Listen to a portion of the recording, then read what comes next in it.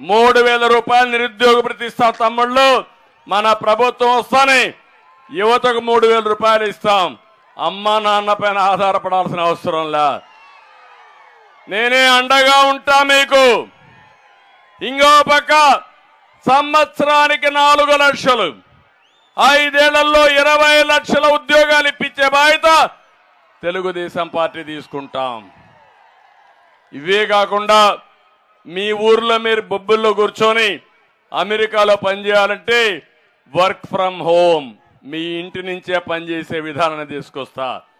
అదే కాదు, మీ ఇంట్లోనే కాకుండా మీకు బోరు కొడితే నెలకు ఒక 10 రోజులు బొబ్బిల్లో మంచి ఆఫీసులు కట్టి, వర్క్ స్టేషన్స్ కట్టి అక్కడ మీరు పనిచేసే విధానాన్ని తీసుకొస్తా.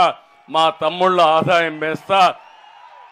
అమ్మను నాన్నను చూసుకుంటూ మీరు ప్రపంచం అంతా పనిచేసి మీరు అవసరమైతే బయట పోవాలంటే వెళ్లే పరిస్థితి తీసుకొస్తాం తప్ప ప్రతి ఒక్కరికి ఉపాధి కల్పించే బాధ్యత తీసుకుంటామని చెప్పి మరొక్కసారి తెలియజేస్తున్నా.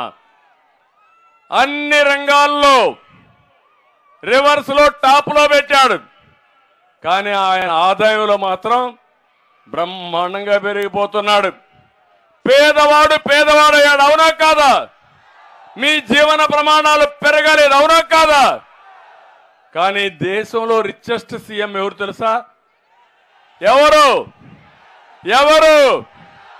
ఇది నేను చెప్పింది కాదు, రికార్డులో ఉండే సత్యం. ఆయన ఇప్పుడు మాట్లాడుతున్నాడు. ఏమని? రాష్ట్రంలో పెత్తందారులకి పేదవాళ్ళకి పోరాటం అంట. నేను పెత్తందారంట, ఆయన పేదవాడంట. పాపం నిరుపేద, ఆయన డ్రాయర్ కూడా లేదు.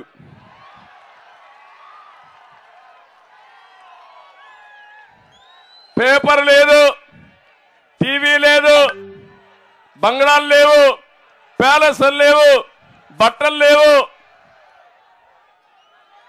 ఏం తింటాడో నాకైతే అర్థం కాల. గడ్డి తింటాడు.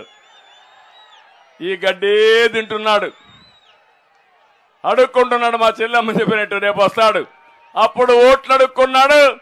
భస్మాసుడు మార్గం మీ నెత్తిన చేయబెట్టాడు. ఇప్పుడు మళ్ళా కథలు గుద్దుడే గుద్దుడు. ఇప్పుడు 5 ఏళ్లు వదిలిపెట్టకుండా గుద్దాడు. మళ్ళా ఓటేస్తే ఇంకా బానిసలమే. మనం ఆ విషయం గుర్తుపెట్టుకోవాల్సిన అవసరం ఉంది. ఆ రోజు మీరు చూడండి, పేదవాళ్ళ కోసం 200 రూపాయల పింఛన్ని 2,000 రూపాయలు పెంచిన ఘనత తెలుగుదేశం.